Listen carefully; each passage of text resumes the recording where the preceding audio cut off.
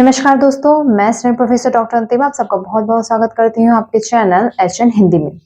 तो दोस्तों, अब इस सीरीज में आज हम पढ़ेंगे यूनिट 3 जो है आपका साहित्य शास्त्र। ठीक है, हमने यूनिट 1 और यूनिट 2 कंप्लीट कर लिया है। यूनिट 3 साहित्य शास्त्र में जो वो साहित्य शास्त्र है वो दो भागों में विभाजित है। पहला काव्य शास्त्र और दूसरा पाश्चात्य काव्य शास्त्र, मतलब भारतीय काव्य शास्त्र और पाश्चात्य काव्य शास्त्र।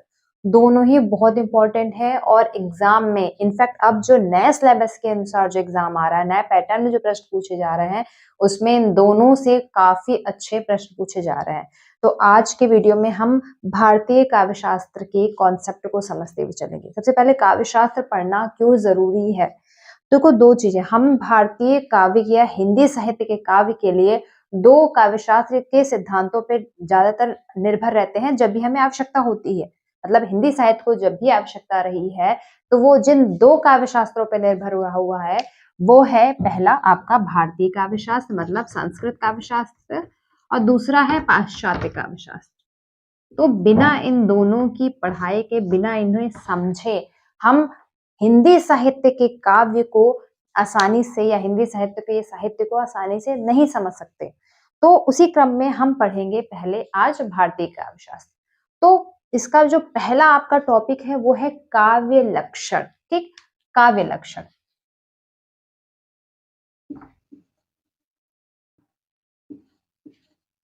अब काव्य लक्षण से हम क्या समझते हैं, मतलब काव्य का स्वरूप। लक्षण मतलब जो भी वस्तु है उसका ऐसा ऐसा क्या उदाहरण है जिससे वह काव्य निर्धारित होती है, मतलब काव्य का कैसा स्वरूप होता है उसको हम काव्य लक्षण में समझेंगे। बहुत सारे लोगों ने बताया कि काव्य कैसा है, क्यों है, किस तरह का है, क्या क्या उसकी प्रवृत्तियां विशेषताएं हो सकती हैं, जिससे हम समझ सकते हैं कि ये जो लिखी गई रचना है वो काव्य है। या फिर काव्य में क्या होना चाहिए, एक आदर्श कविता की क्या पहचान हो सकती है, ये सारी बातें हम आपने इस आगे पढ़ेंगे। और इसको हम भारतीय काव्य शास्त्र मतलब भारतीय संस्कृत के विद्वानों द्वारा, साथ में अपने हिंदी के विद्वानों द्वारा और पाश्चात्य के विद्वानों द्वारा समझेंगे, जिन्होंने काव्य के क्या स्वरूप, क्या लक्षण बताए हैं, या कह सकते हैं कि काव्य की क्या परिभाषाएं दी हैं। इन्हीं परिभाषाओं ने जो उन्होंने दी है, जो लक्षण उन्होंने दिए हैं, उसी में हम काव्य के स्वरूप को समझते चलते हैं। तो भारतीय काव्य शास्त्र में कहें तो सबसे ज्यादा इम्पोर्टेंट है, जो पहला नाम आता है वो है भरत मुनि का। भरत मुनि ने अपने नाट्य शास्त्र में, इनका जो ग्रंथ है नाट्य शास्त्र में, सबसे पहली बार वृहद रूप से काव्य कैसा होना चाहिए, काव्य का स्वरूप कैसा हो, उसकी परिभाषा दी। ये क्या बोलते हैं, काव्य कैसा होना चाहिए, ये कहते हैं कि मृदु ललित पदाढ़ गूढ़ शब्दार्थहीनम जनपद सुख बोध्यम युक्तिमनृत्य योज्यम बहुरसकृत मार्ग संधि संधान युक्तम शभवती शुभ काव्य नाटक प्रेक्षकाणम। मतलब ये नाटक में जो खेला जाने वाला काव्य है, नाटक में जो प्रयोग किए जाने वाला काव्य है, उसी के परिप्रेक्ष्य में उन्होंने काव्य की परिभाषा दी है कि काव्य होना कैसा चाहिए। ऐसा काव्य जिसमें मृदु पदों का प्रयोग किया गया हो, ना कि गूढ़ शब्दार्थहीनम। गूढ़ मतलब जो बहुत ज्यादा गूढ़ शब्द होते हैं जिनको आसानी से समझा ना जा सके, ऐसे शब्दार्थ से हीन होना चाहिए। मतलब कविता कैसी होनी चाहिए, जो हमें सीधे सीधे पढ़ने से समझ में आ जाए, जो सबके सुखों के लिए हो, प्रयोग किए जाने वाले हो। ऐसा ना हो कि वो आप कविता कर रहे हैं और उसमें किसी का तकलीफ है या किसी को बुरा लगे, ऐसा नहीं हो सकता है, होना चाहिए। अलग अलग युक्ति जिसमें हो सके, कई सारे रास्ते निकाले जा सके, अलग अलग रस प्राप्त किए जा सके, ऐसा उन्होंने जो कविता होती है, ऐसी कविता जो है शुभ काव्य है, वो नाटक में खेलने या नाटक में रखने जाने योग्य है। तो यहाँ पर आप जो देखते हो भरत मुनि की परिभाषा में इतने अलग अलग आपको 1 2 3 4 5 6 7 तरह के, 6 7 तरह के लगभग ये स्वरूप अपने परिभाषा में, इस उदाहरण में, अपने इस श्लोक में वो बताते हैं कि नाटक का स्वरूप कैसा हो। उसके बाद जो अगला इंपॉर्टेंट आता है वो है अग्नि पुराण का। कहते हैं कि अग्नि पुराण सबसे प्राचीन मिलता है काव्य का लक्षण या काव्य का स्वरूप जो है सबसे प्राचीन कहाँ मिलता है, वो है अग्नि पुराण की परिभाषा। ठीक है, ये क्या कहते हैं, संक्षेपाद वाक्य में स्टार्ट व्यवच्छिन्न पदावली काव्य स्फुट अलंकार गुण दोष वर्जित। अब ये साफ बोलते हैं, इसमें आपको 5 चीज जो है वो स्पष्ट दिखाई पड़ेगी। क्या, स्टार्ट, ठीक है। दूसरा इंपॉर्टेंट चीज क्या है, वो है संक्षिप्त वाक्य। ठीक, एक तो स्टार्थ मतलब ईस्ट अर्थ हो, जो वो चाहे वो अर्थ प्रयुक्त हो। दूसरा संक्षिप्त वाक्य में होना चाहिए, बहुत ज्यादा खिंची हुई ना हो। अलंकार को यह इंपॉर्टेंट मानते हैं कि काव्य में अलंकार होना चाहिए। दूसरा गुण दोष, गुण होना चाहिए और दोष से वर्जित होना चाहिए। तो यह 5 चीज इन्होंने इंपॉर्टेंट मानी है अपने श्लोक में कि काव्य का स्वरूप कैसा होना चाहिए, इन 5 चीजों से ग्रहित होना चाहिए। ठीक है, अगली जो इंपॉर्टेंट परिभाषा है वह है दंडी की। दंडी अपने काव्य दर्शन की पुस्तक है, उसमें कहते हैं, काव्य दर्शन की पुस्तक का नाम है, उसमें कहते हैं शरीर तावदिष्टार व्यवच्छिन्न पदावली। साथ में इनकी एक और परिभाषा मिलती है, काव्य शोभा करान धर्मान अलंकार प्रचक्षते। मतलब ये कहते हैं काव्य की जो शोभा है ना, अलंकार के जो है, जो बढ़ाता है उसकी काव्य की शोभा को, ऐसा काव्य होना चाहिए जिसमें अलंकार युक्त हो और वह शोभा बढ़ाता हो। ठीक है, तो इस पे इन्होंने ज्यादा ध्यान दिया है। साथ ही ये देख रहे हैं कि आप ईस्ट अर्थ को भी, वह पदावली जो ईस्ट अर्थ से युक्त होनी चाहिए, उससे अलग नहीं होनी चाहिए, वो कहते हैं। अगला जो इंपॉर्टेंट परिभाषा आता है वो है भामा का। ये आप नीचे देख सकते हैं, भामा की ये परिभाषा भी इंपॉर्टेंट है। तीसरे क्रम में ये कहते हैं शब्दार्थो सहितो काव्यम। काव्य वह है, देखिए एक तो पहले काव्य का जो अर्थ है ना, वो केवल कविता से नहीं है। यहाँ काव्य का व्यापक अर्थ होता था, मतलब साहित्य से। पहले काव्य को साहित्य कहा जाता था। ठीक है, साहित्य के लिए, समग्र साहित्य के लिए काव्य शब्द का ही प्रयोग किया जाता था। तो वो कहते हैं कि काव्य या साहित्य वही है जो शब्द और अर्थ के साथ प्रयुक्त हो। मतलब ऐसा ना हो कि हम पढ़ रहे हैं और हमें समझ में ही नहीं आ रहा है। वह साहित्य आपके, वह काव्य आपके किसी भी प्रयोजन के लिए नहीं है, वो काव्य आपको समझ में नहीं आएगा। ठीक है, तो इस पे ज्यादा जोर देते हैं। अगली जो इंपॉर्टेंट परिभाषा है वो है काव्य ग्राह्यम अलंकारात सौंदर्य अलंकार। इन्होंने अलंकारों की विभूषणा पे ज्यादा जोर दिए हैं, अलंकारवादी आचार्य भी हैं इन्होंने। अमन ने अपने इनकी पुस्तक सूत्रवृत्ति में ये परिभाषा दी है। अगला इंपॉर्टेंट है तद्दोषो शब्दार्थो सगुण अलंकृति पुनः कॉपी है, मम्मट की परिभाषा है। यहाँ इन्होंने कहा है कि दोषों से जो परे हो, शब्द और अर्थ से को साथ लिए हो, और सगुण अलंकृति, सब गुणों को लेकर के जो है वही काव्य रचने या गढ़ने योग्य होता है। इन्होंने भी ज्यादा इंपॉर्टेंट इस पे मांगा है, दोष से रहित होना चाहिए, अर्थ के साथ होना चाहिए और अलंकृत गुण होने चाहिए। ठीक है, ये कुछ इंपॉर्टेंट परिभाषा है। इसके अलावा विश्वनाथ जो है, इनकी परिभाषा भी इंपॉर्टेंट है। ये कहते हैं वाक्यम रसात्मकम काव्यम, वह वाक्य जो रसों से परिपूर्ण है, रस के साथ है, वही काव्य। रसवादी आचार्य है विश्वनाथ, इन्होंने इसलिए काव्य में रस का होना जरूरी माना है। उसके स्वरूप में ही यह मानते हैं कि काव्य में रस इंपॉर्टेंट है, वही काव्य है जिसमें रस है। इसके अलावा जयदेव, महिम भट्ट, कुंतक आदि ने भी परिभाषा दी है जो इंपॉर्टेंट है। जयदेव, महिम भट्ट, कुंतक, इनकी भी परिभाषा या काव्य लक्षण इसके हिसाब से, प्रश्न के हिसाब से भी इंपॉर्टेंट है। इसके अलावा हेमचंद्र, जगन्नाथ की भी परिभाषा जरूर देख लेनी चाहिए। चूंकि यहाँ पे जगह कम है, हमारे पास टाइम कम है, तो हम इसको एक कॉन्सेप्ट क्लियर हुए करते हुए चलते हैं। ठीक है, अब इसके बाद हम बात करते हैं अंग्रेजी के विद्वानों की। अंग्रेजी के विद्वानों में बहुत सारे लोग ऐसे हैं जिन्होंने काव्य के स्वरूप को समझाते हुए यह बात बताई है, जिसमें आपके सबसे जो अच्छी परिभाषा जो लगती है, बहुत सरल भी है, वो है आपकी कॉलरिज की। कॉलरिज कहते हैं best word in best order. Coleridge कहते हैं क्या, best word in best order.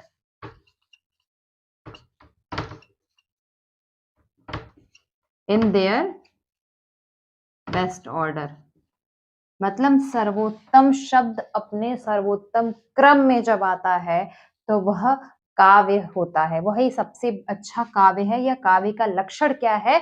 Best word in best order. इसी क्रम में वर्ड्सवर्थ की परिभाषा भी बहुत इंपॉर्टेंट है। वर्ड्सवर्थ कहते हैं कि poetry is the spontaneous overflow of powerful emotion. ठीक है, मतलब पावरफुल इमोशन जो ओवरफ्लो होता है वह वर्ड्सवर्थ कहते हैं।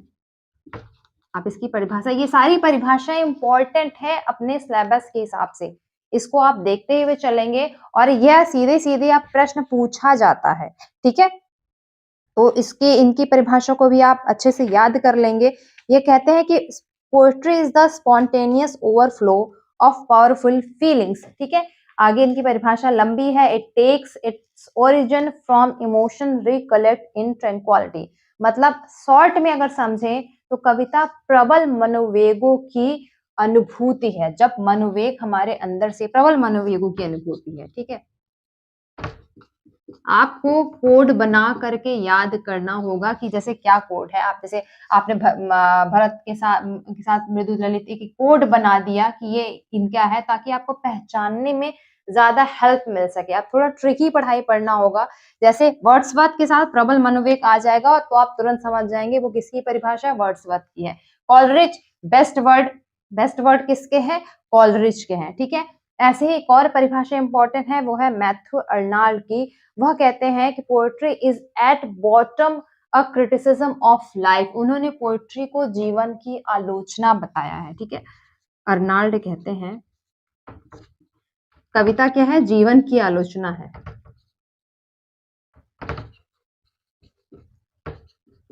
तो आप अर्नाल्ड और आलोचना, ये दो चीजों को आप कंबाइन कर लेंगे, और जहां भी आलोचना शब्द आया आपको दिमाग में तुरंत हो जाना चाहिए कि किसकी है, अर्नाल्ड की है। इसी प्रकार से पीवी शैली, कांट, ड्राइडेन, चैम्बर्स कोर्स की परिभाषाएं जो हैं वो ज्यादा इंपॉर्टेंट हैं, जो परीक्षा में पूछी जाएंगी या पूछी जाती रही हैं। अब हिंदी के बात करें तो रीतिकाल के बहुत सारे आचार्यों ने कविता के स्वरूप को बताने का प्रयास किया है, जैसे भिखारी दास, चिंतामणि। इन लोगों ने कविता के स्वरूप को अपने स्तर पे बताने का प्रयास किया, लेकिन वो कहीं ना कहीं थोड़ा बहुत क्लियर नहीं है। केशव दास भी अपने दोहे में परिभाषाओं को क्लियर करते हुए चलते हैं। हम बात करते हैं हिंदी साहित्य के विद्वानों की। हिंदी साहित्य के विद्वानों ने भी कविता और कविता के स्वरूप को बताने का प्रयास किया है, जिसमें महावीर प्रसाद द्विवेदी का नाम है। महावीर प्रसाद द्विवेदी को हम शॉर्ट में एमपीडी कहें तो महावीर प्रसाद द्विवेदी जो की परिभाषा जो है वो इम्पोर्टेंट। वो कहते हैं कि अंतःकरण के वृत्तियों के चित्र का नाम कविता है। मतलब हमारे भीतर जो वृत्तियां, जो व्यवहार हो रही हैं, वह जब चित्र रूप में बाहर आती हैं तो वह कविता कहलाती हैं। इसी तरीके से प्रसाद की परिभाषा भी इंपॉर्टेंट है। प्रसाद कहते हैं कविता क्या है? कविता आत्मा की संकल्पात्मक अनुभूति है। तो प्रसाद के साथ आप संकल्पात्मक याद कर लें। क्या है? प्रसाद कहते हैं कि कविता आत्मा की संकल्पात्मक अनुभूति है। उसी प्रकार से पंत कहते हैं कविता हमारे परिपूर्ण क्षणों की वाणी है। क्या कहते हैं? कविता हमारे परिपूर्ण क्षणों की वाणी है। तो आप पंत से परिपूर्ण एक लॉजिक लगा लेंगे साथ में, पंत परिपूर्ण। ठीक है, ये आपको याद करने का ट्रिक्स है कि आप ऐसे ही ट्रिक बना करके याद करेंगे। ठीक है, इसके अलावा रामचंद्र शुक्ल ने परिभाषा दी है कि कविता को ये जीवन और जगत की अभिव्यक्ति है। कविता क्या है? कविता जीवन और जगत की अभिव्यक्ति है। तो रामचंद्र शुक्ल और अभिव्यक्ति, इस तरह का आप कोडिंग लगा लेंगे। कोडिंग लगाकर देखो, याद करना इस समय इसलिए जरूरी है कि वो आपको आसानी से याद हो जाता है, और जब आप लिखोगे और नोट्स बनाओगे ना, परिभाषा के बगल में इस तरीके से या फिर किसी अलग पेन से उसको ऐसे दो चीज को ऐसे घेर देना, ताकि वो चीजें तुम्हारे दिमाग में ना ज्यादा याद रहे। ठीक है, तो काव्य के लक्षण को परिभाषित करते हुए इन विद्वानों ने ये सारे अपने विचार स्पष्ट करे हैं, आप देख सकते हैं। ठीक है, अब हम आते हैं काव्य हेतु पर। ठीक है, तो काव्य हेतु किसे कहते हैं? काव्य हेतु क्या है? काव्य का कारण किस लिए कविता की जा रही है, वह क्या कारण है जिस हेतु कविता की जाती है, दरअसल काव्य हेतु में हम यही पढ़ते हैं। मतलब कह सकते हैं कि काव्य हेतु अर्थात वह साधन जिस लिए कविता की जा रही है, ठीक है? वह साधन या माध्यम जिसके माध्यम से कविता की जा रही है, जिसके माध्यम से कविता की रचना का संभव होता है, ठीक है? हमें ये बहुत ध्यान दे कर के चलना है कि कविता का जो कारण होता है हम उसमें ही पढ़ेंगे, कविता क्यों की जा रही है हम इसमें ये जानते हैं और चूँकि इसको हम कह भी सकते हैं कि कविता करने का क्या साधन होता है या माध्यम, ठीक है? एक प्रकार से कविता क्यों की जा रही है उसका माध्यम यहाँ पढ़ेंगे। इसको इस तरीके से कहते हैं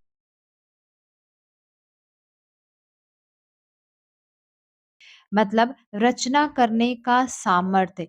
किसी रचनाकार में काव्य उत्पन्न करने वाले जो रचना होती है जिससे रचना संभव होती है उसे काव्य हेतु कहते हैं। काव्य हेतु को ही वामन अ, काव्यांग कहते हैं, उस काव्यांग के नाम से जानते हैं। तो क्योंकि काव्यांग का प्रयोग वामन ने अपनी रचनाओं में, अपनी पुस्तकों में भी किया है, इसलिए इसका तात्पर्य हमने काव्यांग भी देखा है। तो इसके पर्याय के रूप में आप काव्यांग समझ सकते हैं। ठीक है?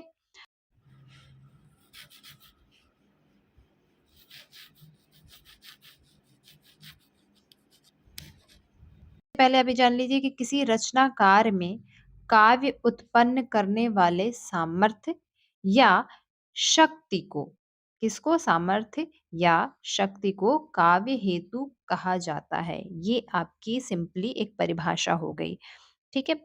अब आते हैं कि काव्य हेतु कितने प्रकार के हैं, कितने प्रकार के माना गया है। पहला प्रतिभा, प्रतिभा काव्य हेतु है। दूसरा है व्युत्पत्ति, ठीक, व्युत्पत्ति।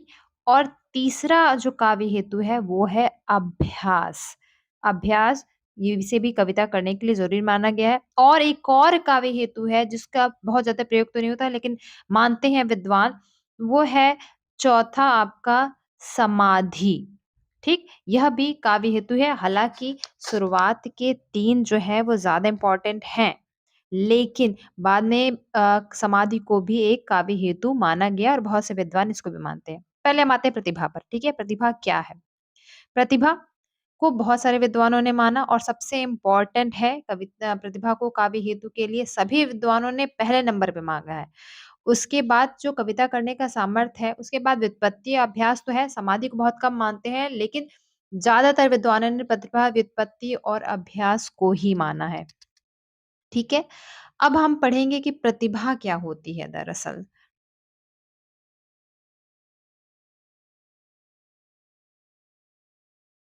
कि प्रतिभा को कौन-कौन से आचार्य जो हैं वो ज़्यादा महत्वपूर्ण मानते हैं, जैसे भामह, आनंदवर्धन, मम्मट और अभिनव गुप्त। ये सभी आचार्य जो हैं इन्होंने काव्य हेतु के लिए प्रतिभा को महत्वपूर्ण माना है। ठीक है? अब देख सकते हैं। इसके अलावा और भी आचार्यों ने काव्य हेतु में प्रतिभा को इम्पोर्टेंट माना है लेकिन इन सभी ने ज़्यादा दिखाया है और इसके साथ ही आप देखोगे तो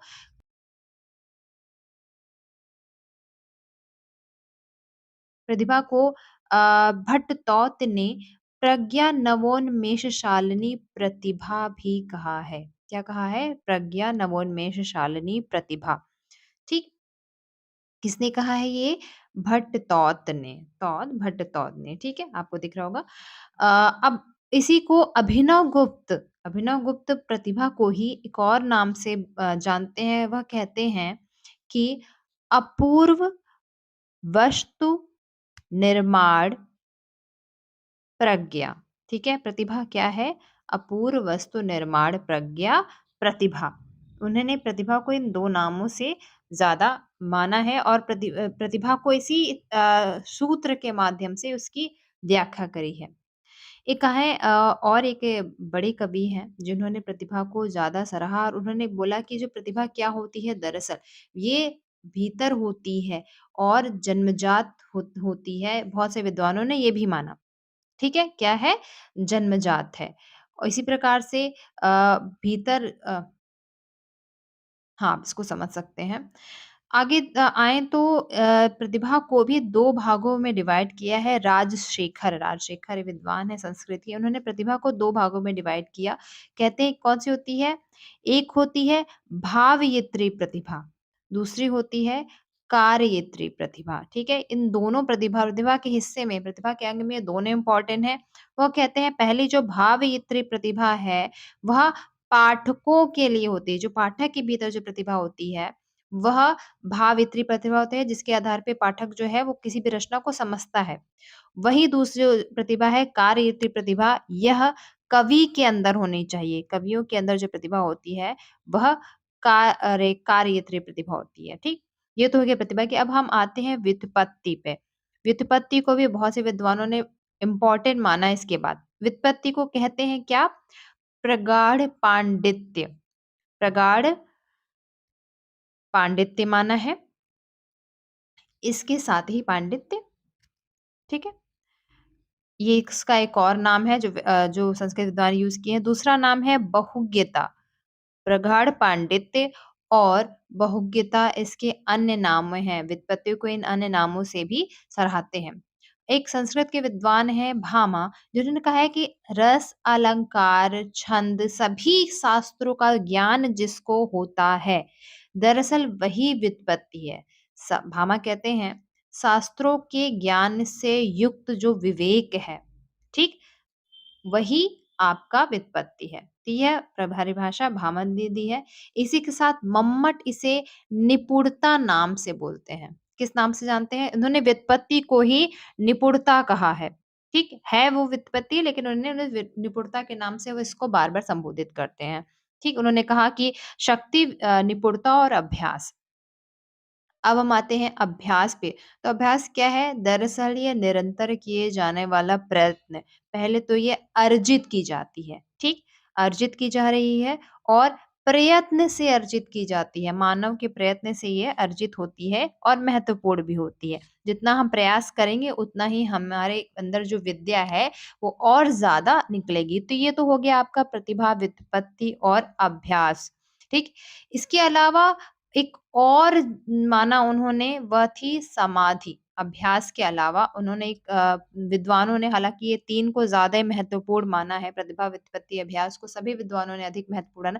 इसके अलावा समाधि को भी माना है कुछ विद्वानों ने, कहते हैं कि मन की एकाग्रता, ठीक है? मन जब एकाग्र होगा तभी आप कोई रचना कर पाओगे और एक एकाग्रचित होकर के आप कोई रचना कर सकते हो, ठीक है? वही जो होती है समाधि की अवस्था होती है और कविता करने के लिए उसका होना आवश्यक है, ठीक? तो ये सभी आपके प्रतिभा, व्युत्पत्ति, अभ्यास और समाधि, ये 4 माने गए हैं। माने तो और भी ज़्यादा गए हैं, लेकिन इन चारों को अधिक माना है, ठीक है?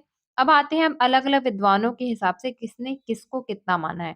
तो सबसे पहले भामा की बात करें। भामा ने प्रतिभा को सबसे इम्पोर्टेंट माना है। उन्होंने कहा है कि काव्य होती क्या है? खाली एक ही काव्य होती होती है, वो क्या है? प्रतिभा। ठीक है? अब अगला हम है नाम है दंडी का, ठीक है? दंडी ने प्रतिभा, शास्त्र ज्ञान और इसके साथ ही शास्त्र ज्ञान, उन्होंने व्युत्पत्ति को कहा है, शास्त्र ज्ञान के साथ अभ्यास, इन तीनों को काव्य हेतु माना है। वह काव्य हेतुओं की संख्या 3 मानते हैं, ठीक? अब हम आते हैं इसके बाद जो अगला इम्पोर्टेंट नाम है, वो है जिन्होंने इन्हीं के साथ प्रतिभा, व्युत्पत्ति और अभ्यास को काव्य हेतु के श्रेणी में रखा और सभी नाम अलग-अलग करके रखते हैं, लेकिन लगभग नाम वही है, जिसमें अगला नाम है रुद्रट। इन्होंने प्रतिभा को ही शक्ति नाम दिया, ठीक है? वो क्या कहते हैं? शक्ति, व्युत्पत्ति और अभ्यास, यही तीनों नाम वो देते हैं और प्रतिभा को ही वह शक्ति कहते हैं, इसी नाम से संबोधित करते हैं। क्या और हालाँकि मम्मट ने भी यही तीनों नाम दिया। मम्मट ने क्या कहा? शक्ति, निपुणता और अभ्यास, और 3 वो भी मानते हैं, उन्होंने भी संख्या 3 ही मानी है, ठीक? अगला बात करें हम हेमचंद्र की। हेमचंद्र विद्वान है, वह एक हेमचंद ने प्रतिभा को महत्वपूर्ण माना है और व्युत्पत्ति अभ्यास को प्रतिभा के अंदर ही समाहित कर लिया है। तो वह प्रतिभा को ही महत्वपूर्ण मानते हैं, उसके बाद अलग कुछ भी नहीं है। उन्होंने कहा कि व्युत्पत्ति और अभ्यास है, दरअसल वो प्रतिभा के ही अंग है, ठीक? तो इसको आप देख सकते हैं। यह सभी काव्य हेतु जो है का एक मोटा-मोटा डिफाइन कर दिया गया है कि क्या होता है काव्य हेतु और कविता करने के जो सहायक साधन होते हैं ये निम्नलिखित हैं। आप देख सकते हैं इसको। अब आते हैं हम काव्य प्रयोजन पे। काव्य करने का क्या प्रयोजन होता है? महत्वपूर्ण है। कोई भी काव्य किया जाता है, कोई भी कविता लिखी जाती है, कोई भी साहित्य लिखा जाता है, तो उसके पीछे करने का कोई उद्देश्य होता है। कविता लिखने का कोई उद्देश्य होता है, वही होता है आपका काव्य प्रयोजन। काव्य प्रयोजन मतलब उसका प्रयोजन क्या है? कविता करने का उद्देश्य क्या है? वह काव्य प्रयोजन के अंतर्गत हम पढ़ते हैं। मतलब कहीं न कहीं से हमें काव्य करने की जो प्रेरणा मिलती है, क्यों कविता की जा रही है? कविता करने का कोई उद्देश्य होता है, वह केवल किसी एक उद्देश्य के लिए भी हो सकती है और कई सारे उद्देश्य के लिए भी हो सकती है। तो किसके लिए कविता हो सकती है? जब हमको आंतरिक प्रेरणा मिलती है जिस भी चीज़ के लिए, आंतरिक प्रेरणा मिलती है, उसलिए हम कविता करते हैं। अब कला का जो काव्य है वो जीवन के लिए भी हो सकता है, मतलब जीवन के लिए किया जा रहा है, ठीक? ये या तो इसके अलावा कविता जो है वो सेवा के लिए की जा सकती है कि लोगों की सेवा के लिए कविता के माध्यम से, जैसा कि भक्ति काल में प्रयोग हो रहा था, कविता जो आम जन के समाज के उद्धार के लिए भी लोग प्रयोग कर रहे थे। इसी के साथ अगला जो है, कविता जीवन से पलायन के लिए भी लिखी जा सकती है कि कविता करने के बाद वह हम उस चरम सुख पे पहुँच गए या उस लोक में पहुँच चुके हैं कि अब हमें दीन दुनिया में कुछ नहीं रखा है, अब हमें उसकी प्राप्ति हो गई है चरम जिस मोक्ष की प्राप्ति के लिए करते हैं। अगला जो है इम्पोर्टेंट है वो है मनोरंजन। मनोरंजन के लिए किया जाता है, अपने मनोरंजन के लिए अन्य कवियों के मनोरंजन के लिए, या इसी के साथ होता है आत्म का साक्षात्कार हो जाता है। कभी-कभी ऐसा होता है जब हम कुछ से वार्तालाप करते हैं उसके लिए होता है, ये सभी चीज़ें जो हैं वह कविता करने की प्रेरणा हो सकती हैं। ठीक है? इसमें से कोई भी हो सकता है, इसमें से एक भी हो सकता है या ये सभी हो सकते हैं। इसके अलावा एक जो इम्पोर्टेंट है वो है किसी नए सृजन के लिए, ठीक है? किसके लिए? नए सृजन के लिए भी कविता या की प्रेरणा हो सकती है। कुछ नया रचने की प्रेरणा मिलती है हमें लगातार कविता से ही, ठीक? इन सब में से कोई भी हो सकता है कविता करने की प्रेरणा। अब हम आते हैं अपने संस्कृत के काव्य शास्त्र पे। संस्कृत में भरत मुनि की इस परिभाषा जो है वो इम्पोर्टेंट है। भरत मुनि कहते हैं, दुखहर्ता नाम श्रमर्ता नाम कविता के लिए इम्पोर्टेंट है, ये प्रेरणा होनी चाहिए। इसके साथ ही यहाँ पे मैं लिख देती हूँ ऊपर, आंतरिक प्रेरणा, ठीक है। दुखहर्ता नाम, शमर्ता नाम, शोकर्ता नाम, ठीक है। तपस्वी नाम, हुँ, तपस्वी नाम, ठीक। ये सभी हो सकती है प्रेरणा कविता करने के लिए, किसी को दुःख खत्म करने के लिए, श्रम के लिए या शोक में डूबे व्यक्ति के लिए ये सब होती है। विश्राम जनम जननम विश्राम जननम लोके नाट्यमेतदम भविष्यति, ठीक है? यह सभी सुख दे सकती है, कविता की आंतरिक प्रेरणा हो सकती है, चाहे वो दुखों को दूर करने के लिए, श्रम के लिए मतलब अर्जन के लिए, शोक को दूर करने के लिए, तपस्वियों की वाणी के लिए या फिर कविता करने से आपको आराम या फिर जो भी आपको सुख की प्राप्ति होती है उसके लिए यह नाटकों में रची जाती है, क्योंकि नाट्य शास्त्र के हिसाब से इन्होंने यह आंतरिक प्रेरणा या काव्य प्रयोजन का उद्देश्य बताया था। अगला जो इम्पोर्टेंट है वो है भामह। भामा का महत्वपूर्ण है कविता करने का उद्देश्य, क्या कहते हैं? धर्मार्थ काम मोक्षेषु, ठीक है? इसी को इम्पोर्टेंट माना है उन्होंने, क्या है? धर्म, अर्थ, काम और मोक्ष, ये 4 मोस्ट इम्पोर्टेंट है। उन्होंने कहा कि इसमें से कोई भी एक हो सकता है। धर्म के लिए, का अर्थ के लिए, काम के लिए या मोक्ष प्राप्त करने के लिए कविता लिखी जा सकती है, कविता रची जा सकती है। वो कहते हैं धर्मार्थ काम मोक्षेषु वैक्ष शम कलासु च, कला जो के लिए भी कविता लिखी जा सकती है, ठीक? धर्म, अर्थ, काम, मोक्ष और कला के लिए कविता जो है वह लिखी जा सकती है। सभी प्रेरणा है या कह सकते हैं उद्देश्य हैं कविता करने के लिए, ठीक है? आप देख सकते हो यहाँ पे। और इसके अलावा जो है कहते हैं वो आगे, कविता किस लिए लिखी जाए? ठीक है, कविता के केवल एक इसमें से एक उद्देश्य नहीं हो सकता है वो सभी चारों के चारों कोई उद्देश्य है या उसमें से कोई भी एक भी उद्देश्य हो सकता है कविता करने का, ठीक है? तो आप यहाँ पर देख सकते हो इसकी कविता करने का जो उद्देश्य। अगला जो इम्पोर्टेंट है वो है मम्मट का। मम्मट की परिभाषा बहुत महत्वपूर्ण है, भामा की भी महत्वपूर्ण है, उन्होंने इसको माना है और इसी के साथ ही मम्मट की परिभाषा भी जो है वो बहुत महत्वपूर्ण है। मम्मट क्या कहते हैं? काव्यम यशसे अर्थकृते, ठीक है, व्यवहार विदे, व्यवहार विदे, शिवेतर रक्षतये, शिवेतर रक्षतये, आगे कहते हैं सद्य परिनिर्वृत्तये, ठीक है, आ, कांता सम्मिततयो पदेशे युजे, मतलब काव्य का उद्देश्य या काव्य का प्रयोजन क्या हो सकता है? उन्होंने कहा यश के लिए, अर्थ के लिए, व्यवहार अपने बनाए रखने के लिए, या फिर किसी बुरे से, किसी अनिष्ट से अपने आप को की रक्षा करने के लिए भी, उपासना के लिए ईश्वर के, कांता समेत पदे, किसी स्त्री की वाणी के समान जो सुशोभित करता है, उसके लिए भी कविता जो है वो जरूरी होती है।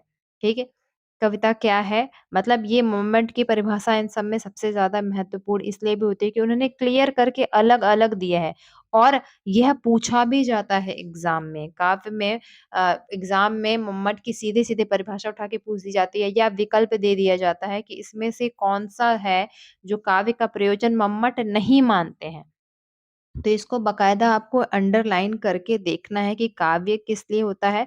यश के लिए भी हो सकता है, अर्थ के लिए भी होता है, व्यवहार के लिए, बुरे से रक्षा के लिए होता है और तुरंत के जो कहते हैं कविता करने का जो तुरंत का जो सुख मिलता है उसके लिए भी होता है। स्त्री के वाणी के समान भी हो सकता है, मतलब आत्म मनोरंजन के लिए भी कविता की जा सकती है और अर्थ के लिए भी की जा सकती है। और इसके साथ आपने देखा यश के लिए, व्यवहार के लिए, बुरे से रक्षा करने के लिए, स्त्रियों की वाणी के समान होनी चाहिए। कविता का उद्देश्य ये भी है, जैसे स्त्री बोलती है सुगम मधुर सरल होता है, वैसी होनी चाहिए। लेकिन केवल यही उद्देश्य नहीं है, आगे गुप्त जी कहते हैं कि इसमें से केवल 1-2 नहीं हो सकता है, कविता को कोई बड़ा उद्देश्य ही होता है।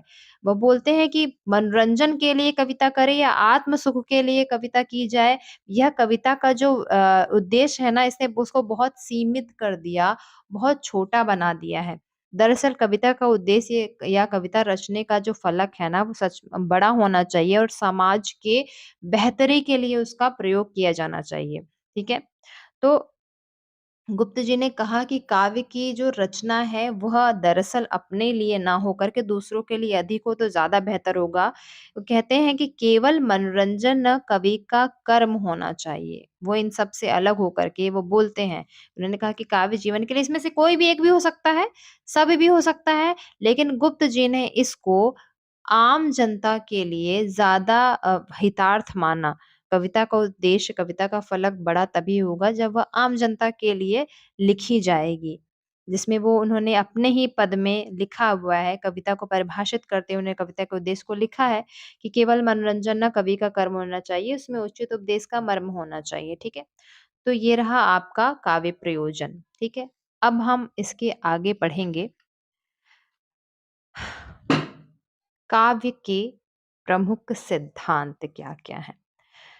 काव्य की दरअसल ये है कि काव्य शास्त्र में काव्य की आत्मा क्या है, काव्य का मूल तत्व क्या है, जिसे दरअसल कविता माना जाता है। मूल तत्व क्या है, किसे कहते हैं? वह तत्व जिसके बिना कविता नहीं हो सकती है, कविता निष्प्राण हो जाएगी। ठीक है, यह वो मूल तत्व होता है कि यदि यह ना रहे तो कविता केवल खोखली है, केवल शरीर है, वह और कुछ भी नहीं है। उसे ही काव्य की आत्मा कहा गया।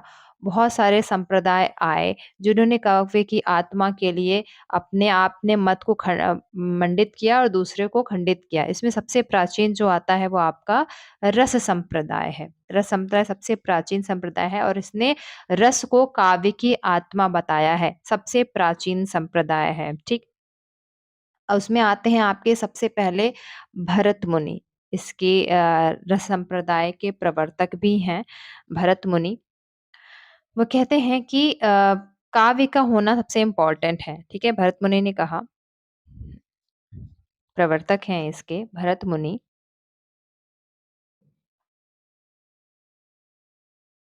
ठीक है, भरत मुनि नाट्य शास्त्र में लिखा है उन्होंने, नाट्य शास्त्र में इसकी परिभाषा दी है, रस की परिभाषा देते हुए वह लिखते हैं कि किस प्रकार रस जो है वो कविता के लिए सबसे इम्पोर्टेंट है। यदि रस नहीं होगा तो कविता एकदम रसहीन हो जाएगी, कैसा भी रस हो, चाहे वो श्रृंगार का हो, भक्ति का हो, प्रेम का हो, वियोग का हो, रौद्र का हो, किसी भी प्रकार का रस हो, लेकिन कविता के लिए रस का होना अनिवार्य है। बिना रस के काव्य जो है वो तो एकदम निरर्थक होता ही है। इन्होंने अपने नाट्य शास्त्र में लिखा है। इसके साथ ही तैत्तिरीय जो उपनिषद है वो पहले ही लिखता है रसो वैसः।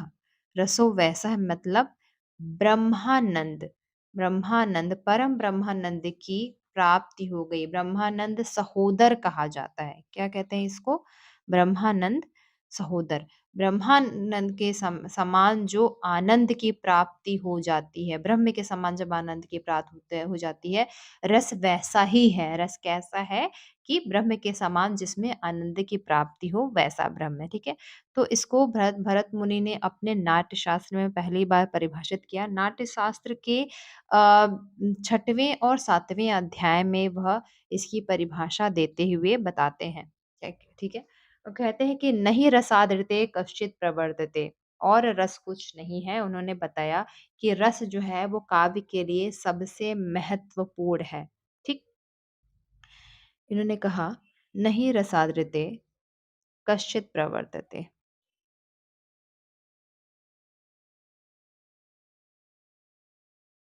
ठीक? रस, इसके अलावा वह एक काव्य की एक और परिभाषा देते हैं जो महत्वपूर्ण भी हुई, और आगे चल के इसी पे रस के इसी पे बहस भी होगा। वह कहते हैं विभावानुभाव व्याभिचारी संयोगादृशः निष्पत्तिः। संयोगादृश निष्पत्ति। रस की उत्पत्ति के लिए, रस की उत्पत्ति के लिए उन्होंने बोला कि क्या-क्या ज़रूरी है? विभाव, अनुभव, व्यभिचारी, इन सब के संयोग से रस की उत्पत्ति होती है। ठीक है? इसकी व्याख्या के लिए एक साहित्य में, काव्यशास्त्र में आगे बहस चलती है। हम आगे चल के जब रस की उत्पत्ति पढ़ेंगे तो इसकी व्याख्या और व्याख्याकारों को भी आगे पढ़ेंगे। ठीक है? अभी हम देखते हैं कि इन्होंने यहाँ पे इसको काव्य की आत्मा माना है। किसको माना है? रसो काव्य की आत्मा माना है। ठीक है? इसके अलावा एक और आचार्य हैं, आचार्य विश्वनाथ। यह रसवादी आचार्य हैं। इन्होंने भी रस को ही काव्य के लिए आवश्यक माना है। यह कहते हैं वाक्यम रसात्मकम काव्यम। ठीक है? क्या है? वह वाक्य जो रसों से परिपूर्ण है, दरअसल वही काव्य है, उसी को काव्य कहना चाहिए। वह वाक्य, इसके अलावा कोई भी ऐसा वाक्य हो, वह काव्य नहीं हो सकता है, वह समान वाक्य हो सकता है, लेकिन यदि उसे काव्य होना है, काव्य मतलब यहाँ साहित्य का फलक हो जाता है, ठीक है? उसके लिए वह ज़रूरी है। अब इन्होंने साथ ही रस के कुछ इम्पोर्टेंट जो भाग बताए हैं, जो इसकी व्याख्या करते हुए भरत मुनि ने लिखा भी, उन्होंने कहा कि क्या-क्या ज़रूरी है? रस के 4 भाग होते हैं, क्या है? विभाव, अनुभाव, संचारी जिसे व्यभिचारी भी कहा जाता है, और स्थायी भाव। यह 4 भाग हैं जो होते हैं। इसके साथ ही विभाव में 2 भाग हैं, क्या हैं? आलंबन विभाव और उद्दीपन विभाव, 2 होते हैं। अनुभाव को भी उन्होंने 4 भाग में डिवाइड किया। संचारी 33 और स्थायी भाव उतने ही होते हैं जितने रस हैं। ठीक है? जैसे शुरुआत में रसों की संख्या 8 मानी गई, फिर 1 रस और बढ़ा, उसके बाद एक और बढ़ा, तो जितने रस बढ़ते गए उतने ही उस रस के स्थायी भाव भी माने गए। स्टार्टिंग में 8 ही थे। जब भरत मुनि ने इसका पहली बार रस को बारे में बताया तो उन्होंने इसकी संख्या 8 मानी। धीरे-धीरे इसकी संख्या बढ़ती गई और अलग-अलग विद्वानों ने अपनी रचना के अनुसार और कविता के अनुसार रस को माना। ठीक है? हम बात करते हैं यहाँ पे अनुभाव की। तो अनुभाव कितने हैं? अनुभाव 4 हैं। कौन-कौन से? कायिक, वाचिक, कायिक, सात्विक, वाचिक और आहार्य।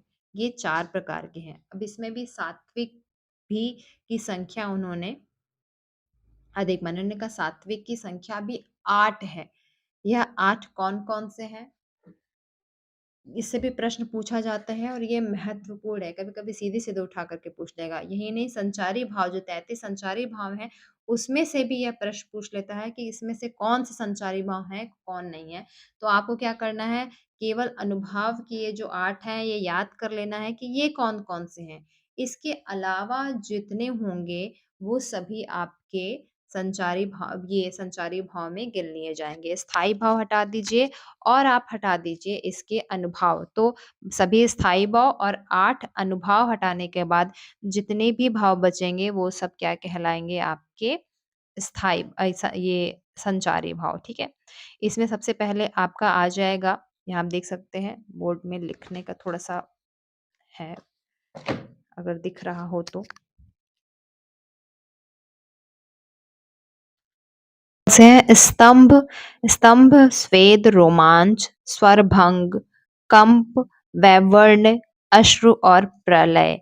ये 8 प्रकार के सात्विक या मानसिक अनुभाव माना गया है। ठीक है? सात्विक को मानसिक अनुभाव भी कहते हैं। आप ये सभी अपने नोट्स में लिख लीजिए। ठीक है? इससे सीधे-सीधे प्रश्न बनता है। ठीक है? ये इम्पोर्टेंट है आपका पूरा रस संप्रदाय में। इसके साथ ही एक और जो महत्वपूर्ण बात आती है कि कौन-कौन से आचार्य जो हैं, वो रसवादी आचार्य हैं। ठीक है? तो रसवादी आचार्य में आपके आपने देखा यहाँ पे भरत मुनि और आपके विश्वनाथ तो हैं ही। इसके अलावा कुछ और आचार्य जिन्होंने इसकी व्याख्या की, इन्होंने इसकी सूत्र की भी व्याख्या करेंगे। आप अभी आगे देखेंगे कौन है वह, लोल्लट। ठीक है? रसवादी आचार्य में पहले नंबर जिनका आएगा वह है लोल्लट। ठीक है? लोल्लट। अगला नाम है शंकुक। इसके बाद आते हैं नायक या भट्टनायक, इन्हीं को जानते हैं। इसके बाद अगला नाम है अभिनवगुप्त। ये चारों वो नाम है जिन्होंने इसकी व्याख्या करी है।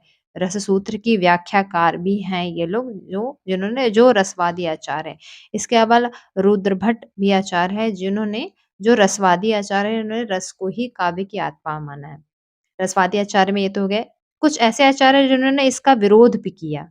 वह कहते हैं कि रस विरोधी आचार्य। उन्होंने कहा कि रस ही होना या रस की काव्य की आत्मा नहीं है, बल्कि अन्य संप्रदाय भी हैं जो काव्य के लिए आवश्यक होते हैं। जिसमें सबसे पहला नाम आता है भामह का। फिर आते हैं आपके वामन, दंडी, उद्भट, रुद्रट। ठीक है? ये सारे इम्पोर्टेंट नाम हैं। और ये सभी अलंकारवादी आचार्य भी हैं। ठीक है? इन्होंने कहीं न कहीं अलंकार को श्रेष्ठ माना है रस की अपेक्षा। तो आप इसको देख सकते हैं। ठीक है? अब आते हैं हम अगला अन्य सभी संप्रदाय पे। काव्य की आत्मा जो मानने के लिए सबसे महत्वपूर्ण, सबसे प्राचीन, तो आपका महत्वपूर्ण नहीं, सबसे प्राचीन तो रस संप्रदाय है। रस संप्रदाय के बाद 6 और भी 5 और भी संप्रदाय हैं जो महत्वपूर्ण हैं। पहला तो आपका रस संप्रदाय हो गया जिसको मैंने पढ़ा। इसके बाद जो अन्य महत्वपूर्ण संप्रदाय हैं जिन्होंने अपने को महत्व माना और काव्य की आत्मा माना, उसमें पहले नंबर पे फिर आएगा जो नाम है वो है अलंकार संप्रदाय का। अलंकार के बाद आता है रीति संप्रदाय। ठीक है? रीति संप्रदाय के बाद आता है ध्वनि संप्रदाय। ध्वनि, ये दूसरा, तीसरा, चौथा ध्वनि संप्रदाय। उसके बाद 5वें नंबर पे आएगा वक्रोक्ति संप्रदाय। ठीक है? वक्रोक्ति संप्रदाय। फिर आएगा आपका 6वें नंबर पे औचित्य संप्रदाय। औचित्य सबसे लास्ट में आता है लेकिन महत्वपूर्ण भी है। ठीक? इन सभी संप्रदायों ने अपने आप को श्रेष्ठ माना और खंडन और मंडन की बात प्रक्रिया चलाते हुए पिछले संप्रदाय से अपने आप संप्रदाय को ज़्यादा श्रेष्ठ और काव्य के लिए आवश्यक माना। ठीक है? अलंकार, रीति, ध्वनि, वक्रोक्ति और औचित्य संप्रदाय, ये सभी संप्रदायवादी जो आचार्य हैं इसके एक-एक प्रवर्तक रहे जिन्होंने इस संप्रदाय को स्थापित किया है। कौन है इसके प्रवर्तक, हम जान लेते हैं। अलंकार संप्रदाय के प्रवर्तक हैं भामह, रीति संप्रदाय के प्रवर्तक आचार्य हैं वामन, ध्वनि संप्रदाय के प्रवर्तक आचार्य हैं आनंदवर्धन, वक्रोक्ति संप्रदाय के प्रवर्तक आचार्य हैं कुंतक और औचित्य संप्रदाय के प्रवर्तक हैं क्षेमेंद्र। रस संप्रदाय को हमने पढ़ ही लिया है, इसके प्रवर्तक आचार्य हैं भरत मुनि। ठीक, इन सभी ने अपने अपने संप्रदाय की श्रेष्ठता बताते हुए इसका काव्य की आत्मा बनाने के लिए या काव्य की आत्मा या काव्य के लिए, जरूरी नहीं है आत्मा है, हो सकता है इन्होंने अन्य संप्रदायों को भी माना है, श्रेष्ठ माना है, लेकिन अपने संप्रदाय का एग्जिस्टेंस, उसका अस्तित्व अन्य संप्रदाय की अपेक्षा जरूरी किया है और उसको वह सिद्ध भी करते रहते हैं। ठीक है, अलंकार संप्रदाय ने क्या कहा? अलंकार संप्रदाय कहता है कि यह बहुत कैसा है, स्वाभाविक धर्म है। ये कविता का, किसी भी काव्य रचने का सबसे स्वाभाविक धर्म है कि उसमें अलंकार होना चाहिए। यदि अलंकरण नहीं है, क्या है ये? एक प्रकार से वाणी का आभूषण भी कहते हैं। वाणी का आभूषण होना जरूरी है। ठीक है, वाणी का आभूषण नहीं होगा, और दरअसल वही अलंकार भी है। कविता के लिए अलंकार क्या है? जब कविता सुनने में अच्छी लगेगी तो वो कविता यद्यपि क्या है, वो तो साधारण सी बात है। ठीक है, तो उन्होंने कहा कि एक तो स्वाभाविक धर्म है कि उसमें अलंकार हो, दूसरा वाणी का आभूषण होना चाहिए। इन्होंने अलंकार को आगे चल के जो विभाजन किया है वो दो अर्थों में किया। वह कहते हैं कि जो इसके जो आचार्य हैं, भामह, दंडी, रुद्रट, जयदेव, उद्भट, ये सभी आचार्य जो हैं वो अलंकारवादी आचार्य हैं, जिन्होंने अलंकारों का, जयदेव भी, ठीक है, ये सभी आचार्य जो हैं वो अलंकारवादी आचार्य हैं। इन सभी ने अलंकारों को श्रेष्ठ माना, और यही विद्वान ऐसे भी हैं जिन्होंने रस को के विरोधी आचार्य भी हैं। ठीक है, इन्हीं विद्वान में से। अब हम आते हैं रीति संप्रदाय पे। रीति संप्रदाय के आपने पढ़ा होगा, रीति संप्रदाय जो है मतलब क्या होता है? गुण, रीति, परंपरा। इसको वामन एक और नाम से आते हैं, कहते हैं पद संघटना रीति। इसका नाम उन्होंने दिया, रीति को उन्होंने इस नाम से भी दिया। कहते हैं जो गुणों से संपन्न जो रचना होती है ना, वही रीति होती है। गुण, रीति क्या है? दरअसल जो पारंपरिक गुण है, गुणों से संपन्न रचना जो है वह रीति है। गुण, वह गुण जो परंपरा से चले आ रहे हैं, उन्हीं को वह ज्यादा श्रेष्ठ मानते हैं। कहते हैं वही दरअसल और कुछ नहीं है। विशेषो गुणात्मा कहते हुए उन्होंने कहा, वामन ने, कि वह रीति है। उन्होंने रीति को 3 भागों में विभाजित किया, वामन ने। पहली वैदर्भी, दूसरी गौड़ी और तीसरी पांचाली। ठीक है, इन तीनों में विभाजित करते हुए समग्र रीति को, समग्र काव्य को इन्हीं तीनों में लेते हैं। हालांकि इसका भी बाद में विभाजन हुआ है। इसमें सबसे पहले वो कहते हैं कि जो वैदर्भी है उसमें समग्र तरह की कविता आ जाती है। समग्र गुण जिसमें होंगे वह उसमें वैदर्भी में होगा।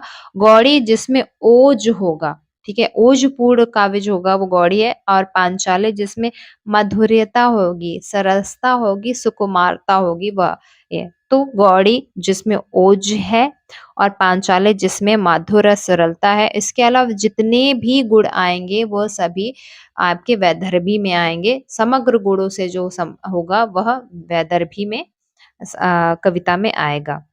ठीक है, इसके अलावा कुछ आचार्य ऐसे भी थे जिन्होंने रीति के बारे में विचार विमर्श भी किया। रीति के प्रवर्तक आचार्य तो वामन है, जैसा कि हमने देखा, लेकिन अन्य आचार्य हैं जैसे आपके भोज हो गए, भोजाचार्य जो है वो, कुंतक, मम्मट, ठीक है। इसके अलावा आपके आनंदवर्धन, जिन्होंने रीति पर अपने विचार रखे हैं, उन्होंने, इन सभी ने कहीं न कहीं रीति को कविता के लिए आवश्यक माना है। भले वह काव्य की आत्मा ना माने, पर रीति के लिए आवश्यक मानते हैं वह ये सभी आचार्य भी। ठीक है, अब हम आते हैं ध्वनि पर। ध्वनि संप्रदाय, आनंदवर्धन इसके प्रवर्तक आचार्य हैं। इनकी पुस्तक है ध्वन्यालोक। क्या है? ध्वन्यालोक इनकी पुस्तक है, जिसमें इन्होंने ध्वनि संप्रदाय के बारे में या ध्वनि संप्रदाय का के महत्व के बारे में। इसी की टीका है एक, टीका लिखने वाले कौन है? अभिनव गुप्त ने इसकी टीका लिखी है। अभिनव गुप्त जो कि रसवादी आचार्य है, लेकिन वह ध्वनि को महत्व मानते हैं। वो क्या लिखते हैं? उन्होंने इसकी टीका लिखते हुए लिखी है, ध्वन्यालोक लोचन। ध्वन्यालोक की टीका ही है, आनंद वर्धन के ध्वन्यालोक की टीका है, क्या है? ध्वन्यालोक लोचन। ठीक है, उन्होंने इसको कहा है कि ये ध्वनि जो है वो आवश्यक है। क्या है ध्वनि? किसी चीज का प्रतीयमान अर्थ जो होता है वही ध्वनि है। मतलब किसी भी काव्य को हम पढ़ रहे हैं, उसका ठीक सटीक जो अर्थ है वही होना चाहिए। उस समय के हिसाब से अर्थ जो हो सकता है वह, जैसे हम हास्य व्यंग्य की कविता कर रहे हैं तो उसका अर्थ जो है कविता को हो वही है। तो इसको वो कहते हैं कि प्रतीयमान अर्थ जो है वह ध्वनि है, और यही काव्य की आत्मा भी है। ठीक है, इसको इन्होंने इम्पोर्टेंट माना है। कह रहा है कविता का जो शब्द है वो, उसका जो चमत्कार है वो तो है, लेकिन कविता के अर्थ में ही दरअसल कविता का की आत्मा है। उसको वो व्यंजना शब्द शक्ति से ज्यादा मानते हैं। ठीक, अब कुछ ऐसे आचार्य हैं जिन्होंने ध्वनि को माना, जिसमें मम्मट आते हैं, महत्वपूर्ण है। और यहाँ तक मम्मट जो ध्वनि के प्रतिस्थापक आचार्य भी हैं। ठीक है, प्रवर्तक आचार्य आनंद वर्धन को कहा जाता है, और ध्वनि के प्रस्थापक आचार्य कौन है? मम्मट। इन्होंने ध्वनि को महत्व माना है, ध्वनि का महत्व माना है अब कविता के लिए। ठीक है, अन्य आचार्य में आपके अभिनव गुप्त, जगन्नाथ, मम्मट जैसे आचार्य भी हैं। ध्वनि विरोधी की बात करें तो ध्वनि विरोधी आचार्य में कुंतक, नायक, धनंजय, क्षेमेंद्र, महीम भट्ट जैसे आचार्य आते हैं जिन्होंने ध्वनि का विरोध किया। उन्होंने कहा दरअसल ये अर्थ होना का क्या मतलब है? अर्थ तो जब रचना की जाएगी तो अर्थ तो आएगा ही आएगा। ठीक है, लेकिन कविता के लिए यह ध्वनि को बहुत आवश्यक नहीं मानते। उन्होंने कहा कि ध्वनि तो एक सामान्य गुण है जो आ ही जाती है। अब इन्होंने अगला जो है वो है वक्रोक्ति। वक्रोक्ति क्या है? इन्होंने कहा दरअसल वक्रोक्ति क्या है? वाणी की कुशलता। ठीक है, वाणी की कुशलता, यह इसके कुंतक प्रवर्तक है। वो कहते हैं वाणी की जो कुशलता से जो चमत्कार उत्पन्न होता है वही है दरअसल वक्र अर्थ। इसको वो वैदग्ध भंगी भड़ीति भी कहते हैं। कुंतक ने वक्रोक्ति की कुशलता को या कुशलता से उत्पन्न चमत्कार को वैदग्ध भंगी भड़ीति भी कहा। इन्होंने इसके 6 भेद माने। 6 भेद मानते हुए उन्होंने वक्रोक्ति को डिफाइन किया है, जिसमें पहला है आपका पहला है वर्ण विन्यास, वर्ण विन्यास। दूसरा है पद पूर्वार्ध वक्रता। ठीक है, पहला है वर्ण विन्यास, दूसरा है पद पूर्वार्ध वक्रता। अगला जो आता है कि पहला पद पूर्वार्ध हो गया, अब है पद परार्ध, पद परार्ध वक्रता। ठीक है, तीसरा है, अगला है वाक्य वक्रता होना, प्रकरण वक्रता, प्रकरण वक्रता। इसके बाद आवश्यक जो नेक्स्ट पॉइंट है वो है वाक्य वक्रता, वाक्य वक्रता और प्रबंध वक्रता। इन 6 भाग में कुंतक ने वक्रोक्ति को बांटा है। कहा है कि इस तरीके से इन सभी वक्रता से इस कविता का अर्थ निकलता है, और ये भी काव्य के अर्थ को अधिक महत्व मानते हैं उसके शब्दों से ज्यादा। ठीक है, इसके कुछ और समर्थक आचार्य जिन्होंने कविता में वक्रता को महत्व माना है, महत्वपूर्ण माना है, उसमें आते हैं आपके भामह, दंडी। इनफैक्ट भामह ने तो पहले ही से ही वक्रता शब्द का प्रयोग भी किया है। ठीक, अब आते हैं हम नेक्स्ट जो औचित्य पे।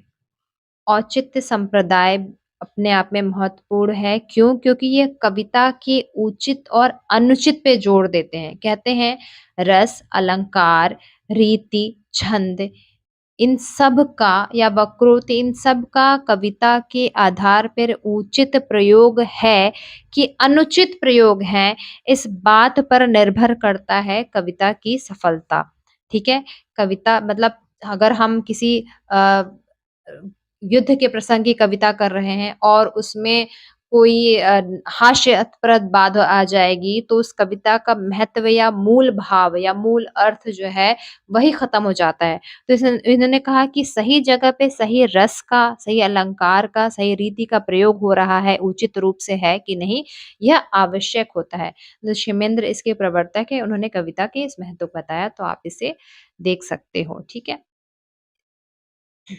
जो कविता के लिए महत्वपूर्ण है।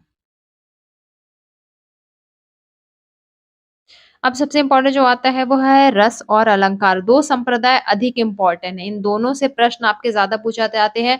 और जो ज्यादातर जो आचार है ना, कुछ ने रस को इसमें महत्व पाना है, कुछ ने अलंकार। ये जो रीति ध्वनि या वक्रोक्ति या फिर औचित्य संप्रदाय के विचार, आधे ने रस को इम्पोर्टेंट माना, आधे ने अलंकार को माना है। तो जो अधिक बहस चलती है कविता की या काव्य की आत्मा की, वो रस और अलंकार में ही अधिक चली है, ठीक है। तो आप इसको देख सकते हो। संप्रदाय के बाद अलंकार संप्रदाय, रीति संप्रदाय, ध्वनि संप्रदाय, वक्रोक्ति संप्रदाय और औचित्य संप्रदाय।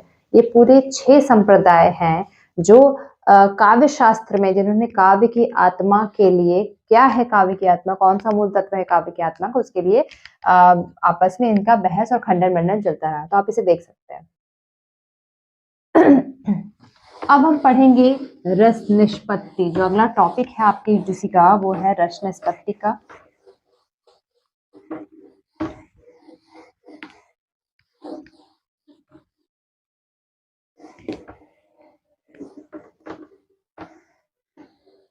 ठीक है, रस निष्पत्ति। रस निष्पत्ति किस पे होगी? रस निष्पत्ति, या कह सकते हैं रस की व्याख्या करना। तो रस की व्याख्या भरत मुनि के जो रस सूत्र था, भरत मुनि का, जिसकी अभी हमने एकदम शुरुआत में बात करी, विभावानुभाव, विभावानुभाव,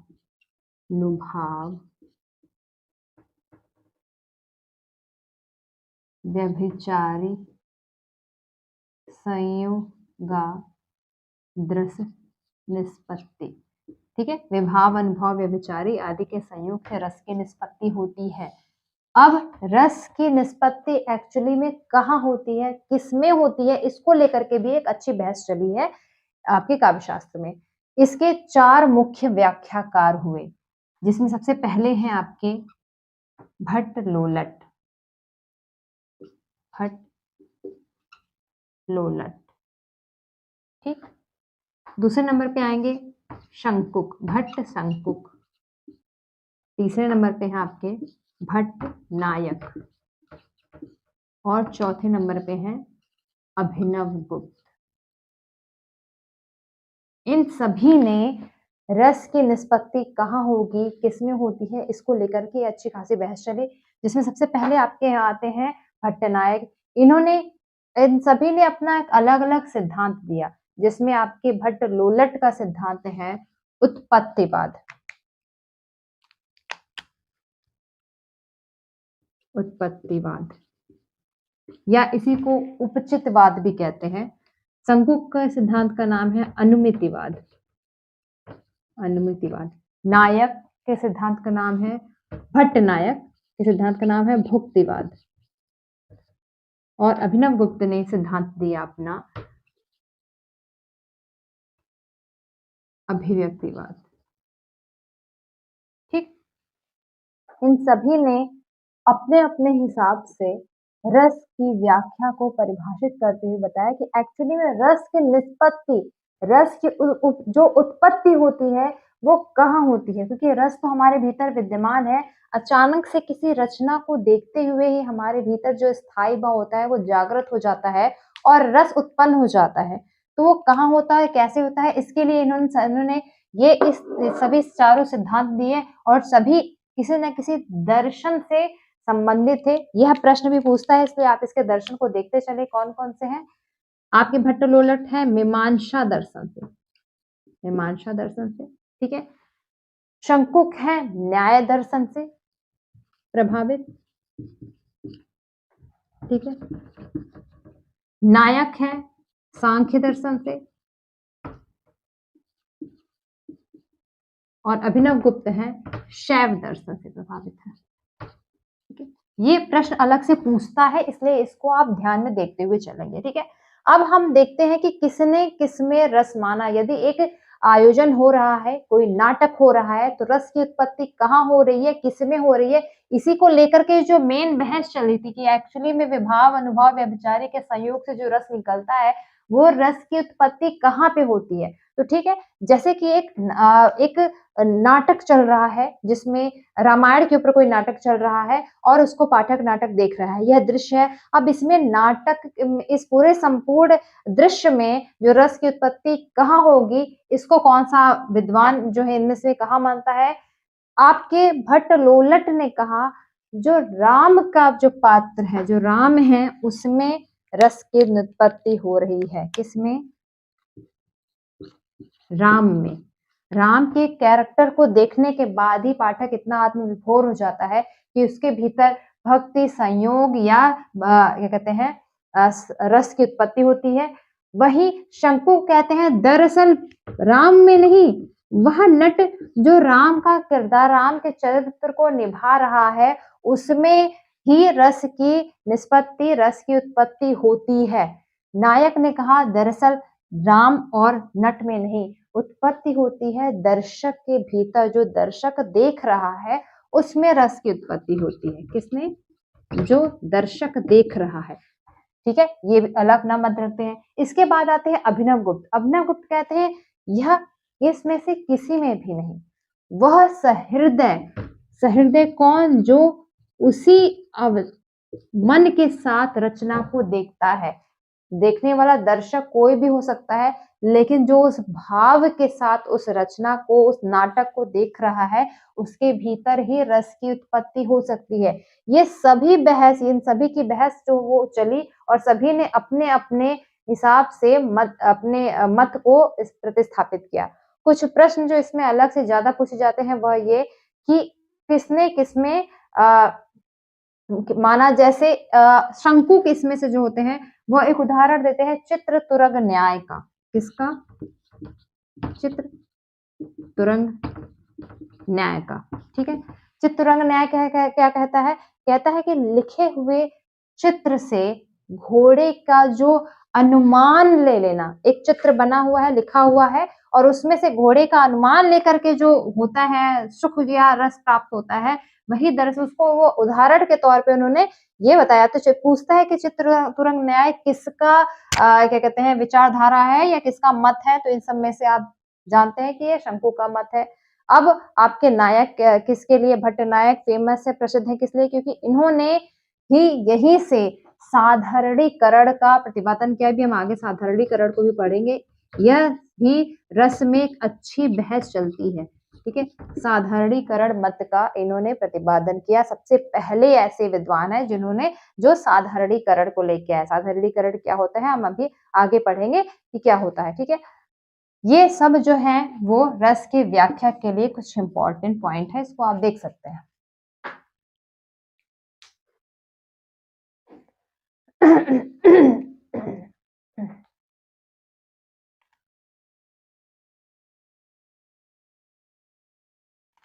अब हम आते हैं साधारणीकरण पे।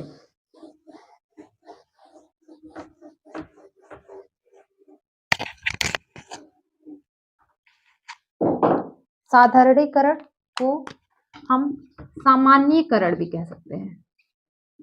साधारणीकरण या सामान्यीकरण। ठीक है, मतलब समान हो जाना। जो रचना और जो पाठक उसको पढ़ रहा है, दोनों के बीच में वह विशेषता या अलगाव का भाव समाप्त होकर के दोनों एक ही दूसरे के भाव में सहज रूप से आ जाते हैं, वह साधारणीकरण होता है। ठीक है, जैसे हम कोई रचना देखते हैं कि श्री कृष्ण का पात्र देखे हैं कि यशोदा माता श्री कृष्ण को बहुत लाड दुलार कर रही हैं। अब जो पाठक होता है या सहृदय जो दर्शक होता है, उसके भीतर भी श्री कृष्ण को देखकर वही लाड दुलार उत्पन्न हो, प्यार ममता उत्पन्न होने लगती है जो उस समय यशोदा माता के भीतर होता है। यही जो अपने पाठक जो है, जो सहृदय है, रचना के साथ इतना इन्वॉल्व हो जाता है कि वह उससे अपने अलगाव, अपने अस्तित्व को ही भूल जाता है। यही होता है दरअसल साधारणीकरण।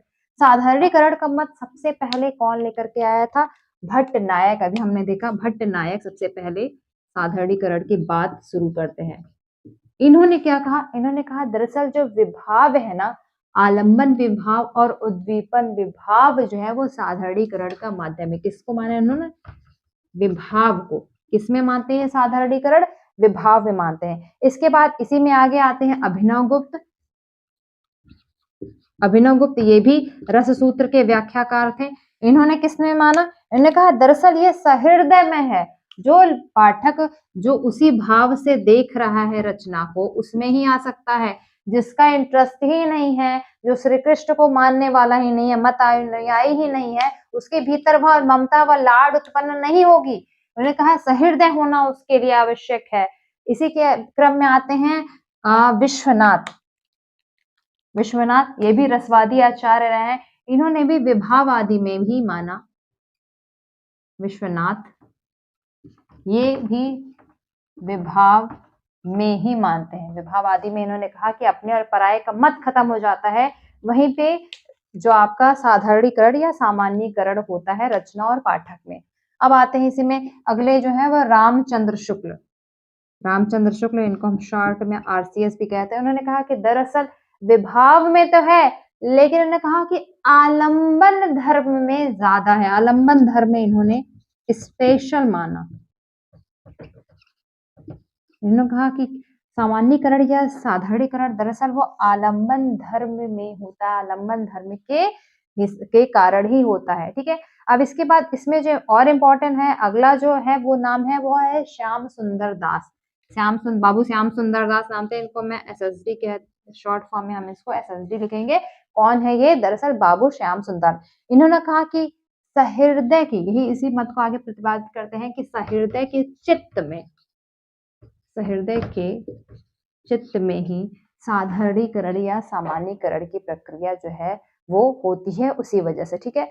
अगले जो इसमें आते हैं वो है डॉक्टर नगेंद्र। डॉक्टर नगेंद्र ये भी रसवादी आचार्य। इन्होंने कहा कि कवि की अनुभूति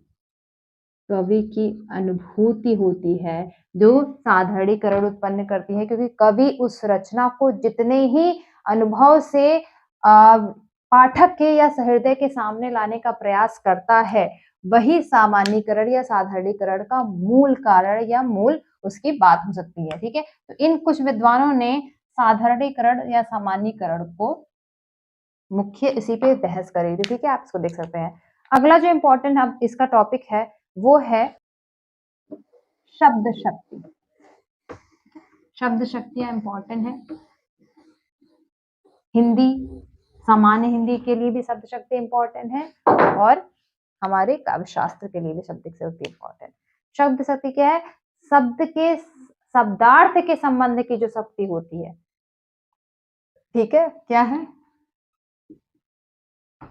शब्द शक्ति शब्दों का के अर्थ को बोध कराने वाली जो शक्ति होती है, शब्दों के अर्थ का बोध कराने वाली जो शक्ति होती है वही शब्द शक्ति होती है। हम क्या बोल रहे हैं, उसका क्या अर्थ होगा, सुनने वाला जो होता है, जो श्रोता है, वह उसका अर्थ क्या समझ के लगा रहा है, वही होती है आपकी शब्द की शक्तियां। मतलब शब्द जब तक कोई निहित अर्थ ना हो तब तक शब्द जो होता है वो निष्प्रयोज्य होता है, उसका कोई प्रयोजन नहीं होता है, उसका कोई अर्थ होना चाहिए।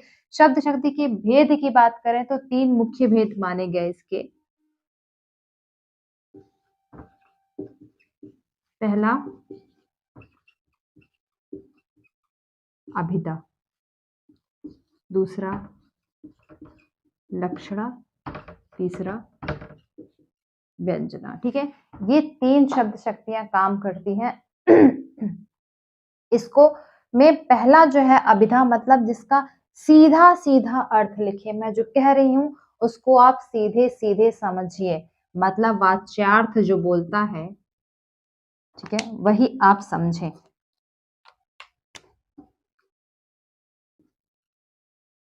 वाच्यार्थ जो बोलने वाला वाचक है, वो जो बोल रहा है, और उसी को आप सीधे सीधे समझते हैं, ठीक है, वो होती है अभिधा।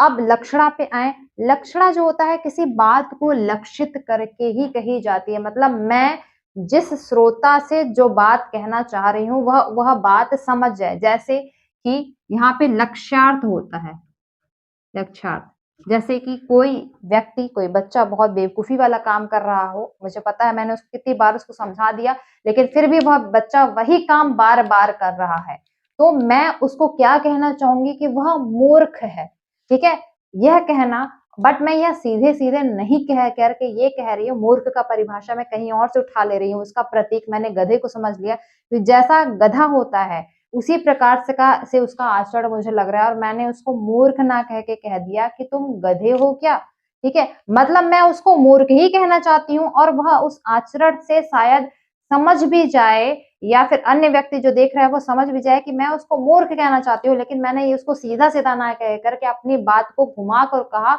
और लक्षित विशेष अर्थ को लक्षित करते हुए जब कोई बात कही जाती है तो वह लक्षणा होती है, विशेष अर्थ को लक्षित करते हुए कहा गया, ठीक है। अब आता है व्यंजना। व्यंजना क्या है? जब हम व्यंग में ही कोई बात बोलते हैं, हमको कोई सीधी बात कहनी ही नहीं है, किसी से व्यंग्य में बात बोल रहे हैं, हमने अपनी बात कह भी दी, हम भी वो बात समझ रहे हैं, और सामने वाला भी वह बात समझ रहा है कि हाँ ठीक है, कहा तो इसने यही है, लेकिन शब्द का सीधा मतलब कहने की कोई भी आवश्यकता नहीं है, वह बात व्यंग्य में चली जाती है। तो जितने भी व्यंग्यपूर्ण बात होती है उसमें कौन सी शब्द शक्ति का यूज होता है? उसमें व्यंजना शब्द शक्ति का प्रयोग होता है, ठीक है।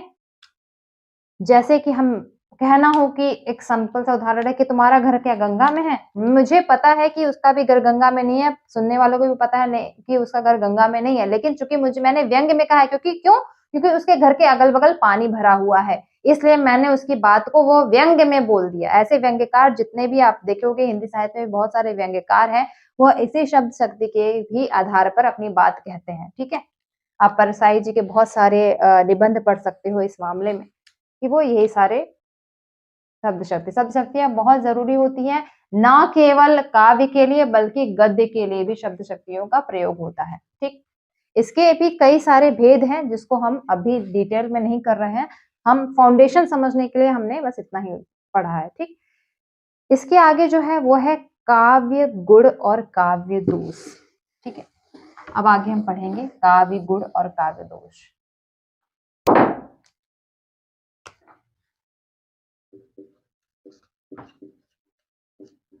काव्य गुण और काव्य दोष। कोई भी रचना करते समय हम जानते हैं उसके कुछ जो होते हैं वह गुण होते हैं जो उसकी शोभा को बढ़ाते हैं। यह जो है कविता की शोभा को बढ़ाते हैं, कविता या रचना की शोभा को बढ़ाते हैं।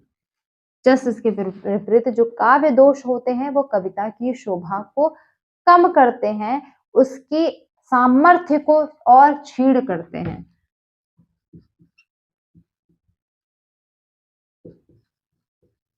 छीड़ करते हैं, ठीक है, वो होते हैं काव्य दोष। काव्य गुण, इसको वामन ने ज्यादा इसको माना है, वामन काव्य गुणों को अधिक मानते हैं, ठीक है। काव्य गुण कौन कौन से हैं? माधुर्य, ओज और प्रसाद। कितने टाइप इसके? 3 टाइप जो मुख्यतः माने गए हैं, कौन है? माधुर्य, ओज और प्रसाद। ये 3 मुख्य जो हैं वह काव्य गुण है। इसके अलग अलग नाम करके आगे और भी तरीके से यूज किया गया है, लेकिन जो मेनली जो गुण है ना वह 3 है, और आनंदवर्धन ने इस तीनों का नाम दिया। किसका? आनंदवर्धन ने इन्हीं तीनों गुण को ही माना है, ठीक। माधुर्य आप समझते हो कि जिसमें बहुत चित्त को बहुत शांत और द्रवित कर देने वाला। ओज, जहाँ तेज वीरता की जरूरत हो। प्रसाद, जिसमें प्रसन्नता हो, बहुत सरलता हो, सहजता हो और शांति की बात होती है, वहां पे प्रसाद गुण होता है। ठीक, अलग अलग विद्वानों ने गुणों की अलग अलग संख्या मानी है। जैसे भरत मुनि ने गुणों की संख्या 10 मानी है। ये पूछता भी है कि भरत मुनि ने कितनी मानी है, 10 मानी है। इसी प्रकार से दंडी ने भी कितनी मानी है, 10। अग्नि पुराण गुणों की संख्या 18 मानता है। अग्नि पुराण ने गुणों की कितनी संख्या मानी है, 18 मानती है। वामन ने 20 मानी है। वामन 20 गुण भी मानते हैं और आगे चल के दोष भी कई सारे मानते हैं उन्होंने। ठीक है, आनंद वर्धन जो है, इन्होंने इन्हीं तीनों गुणों को माना है।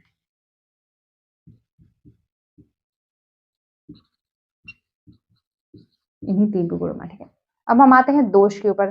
दोष भी कई सारे थे कि कविता का जो उसका जो मूल है वो कहीं खराब ना हो। कविता जिस चीज के लिए प्रयोग की जा रही है वह उचित है कि अनुचित है।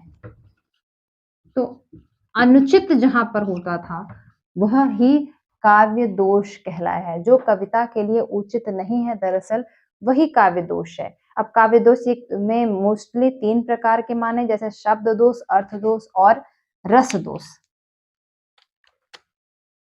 कौन 3 भेद है मुख्यतः? शब्द दोष, अर्थ दोष और रस दोष। इसके भी कई सारे टाइप हैं। ठीक है, शब्द दोष जैसे क्रम में कोई चीज ना लगी हो, कौन सी पहले आनी है कौन सी बाद में आनी है, वो भी शब्द दोष में आएगा। उसी प्रकार से कुछ ऐसे शब्द होते हैं, कोई ऐसे वर्ड हैं जो कानों को प्रिय नहीं लगते। जैसे सामान्यतः माना जाता है कि जो मूर्धन्य वर्ड होते हैं ट ठ ड ढ ढ, इनका कविता में प्रयोग बहुत ज्यादा होता है तो वह कर्ण प्रिय नहीं होते। ऐसे शब्दों का भी बार बार प्रयोग होता है तो वो भी शब्द दोष में आते हैं। कोई भी चीज जैसे गांव की बोली की, गांव की भाषा का प्रयोग पहले शिष्ट साहित्य में नहीं होता था, वह भी प्रयोग होता था, वो भी उसमें भी वो भी एक प्रकार का शब्द दोष माना गया। इस प्रकार से अश्लील शब्दों का प्रयोग होगा, वो भी शब्द दोष में आएगा। इस प्रकार से कई सारे ऐसे दोष होते हैं जो शब्द दोष में आएंगे। अर्थ दोष में भी ये इसी प्रकार से आएंगे, जैसे कि कोई किसी एक बात को बार बार घुमा करके बार बार कई तरीके से कहा जा रहा है और उसका अर्थ बार बार एक ही निकल रहा है। जबकि कविता क्या होती है, संक्षेप में होती है, कितने कम से कम में अपनी बात कही जाए, लेकिन वह अधिक से अधिक चीजों का बार बार वही अर्थ निकल रहा हो। कोई अर्थ पहले होना चाहिए उसको बाद में है, क्रम ठीक से ना हो, ग्रामीण वही ग्रामत्व जो दोष आएगा वो भी इसमें आ जाएगा। उस प्रकार से इसके अर्थ दोष भी आएंगे। रस दोष की बात करें तो रस में भी है, जैसे प्रकृति का अगर ठीक से प्रयोग ना हो रहा हो, रस की जहां आवश्यकता है उस प्रकार से हम यूज ना कर रहे हैं उसका, इस प्रकार से रस दोष भी आ जाएगा। ठीक है, तो यह तीनों दोष जो होते हैं वो काव्य दोष में आते हैं। इसमें भी कई विद्वानों ने अलग अलग मांगा था। जैसे भरत मुनि ने रस दोष की संख्या भी 10 मानी है। ठीक है, दंड ने भी 10, वामन ने दोष की संख्या 3 मानी है। मम्मट ने भी दोष की संख्या 3 मानी है। ठीक है, वामन ने इसकी संख्या 3 मानी और मम्मट ने भी 3 मानी है।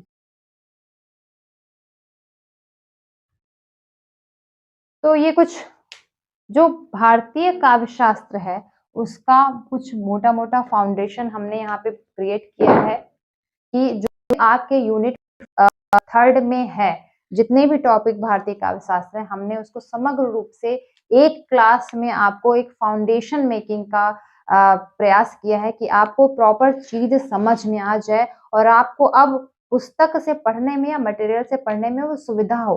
क्योंकि काव्य शास्त्र थोड़ी कठिन होती है, थोड़ा टफ होता है, उसको याद करने में, उसका क्रम बनाने में भी काफी समस्या होती है। तो मुझे पूरी उम्मीद है इस क्लास के बाद आपको पढ़ने में और सहजता आए कि इसके बाद भी आपके कुछ डाउट हो तो आप मुझसे डाउट सेशन में या फिर कमेंट सेक्शन में या फिर आप हमारे टेलीग्राम चैनल पर भी पूछ सकते हैं। ठीक है, तैयारी निरंतर जारी करिए। जल्दी हम वापस आते हैं इसी क्लास के 2nd पार्ट के संग, मतलब पाश्चात्य काव्य शास्त्र के साथ। शुभकामनाएं।